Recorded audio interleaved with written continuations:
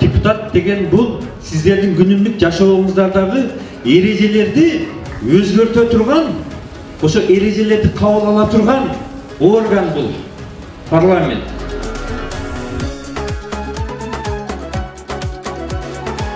Ал эрежелер эмне бул? Закондор.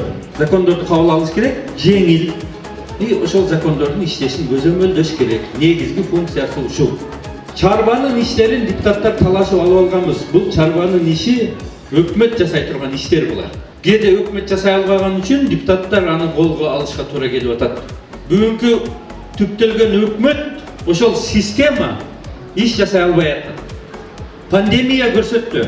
Өкмөтүбүз алапайын таппай калды. Ыктыярчылар эл оор абалдан алып чыгышты. Значит, өкмөттүн бизге кереги деле жок экен да. Эл өзү оор мезгилде колуна алып атат да. Ошондой эле колуна алса болот, чакан өкмөт түзүп, 15 министрлик эмес 5 министрлик, бирин-бирин кайталаган органдарды жоюп, текшерүүчү органдарды азайтып, кагаздарды жеңилдетип, бүт баарын жеңил кылса, элге жеңил болот.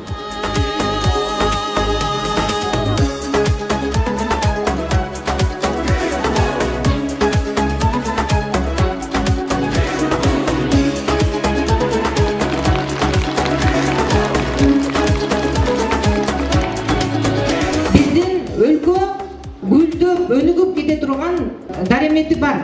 Биздин өлкөнүн бардык акчасы 200-300 балким андан дагы азыраак адамдардын чөнтөгүндө болуп атат.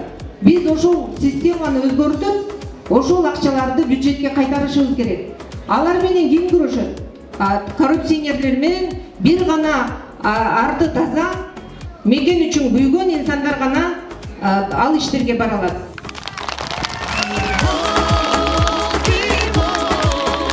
Алтынбек Турдубаевич бизде чогултканда ушу балдарга баарын эле ачык айтты да. Эч кимден мына тизмеге киргизем деп акча сурабайм. Мага ушу мамлекетти оңдой турган өзүнүн ой пикири, тажрыйбасы, билими бар жаш балдарга жол ачып берген саясатка.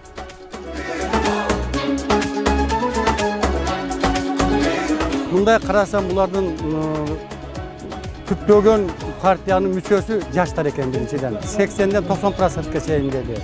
Экинчиден мурдагы жанагы болуп жүргөн депутаттардан 3 болгон экен. Бул деген абдан аз санда. Мен ойлодум, өзүм ойлоп, каерде жаштар келсе, көп жактарда жаш болсо да көп немелер менен байланышы бар. Ушулар келсе, ушулар иштесе, биздин Кыргызстанга көп пайда тийип, экономикабыз жогорулап, көп нерселер өнүгүп, жолуна ушул салса болот экен деген идея менен мен ушу биринчи партиясын колдойюн деп ошол ой менен келдим ушул жерге.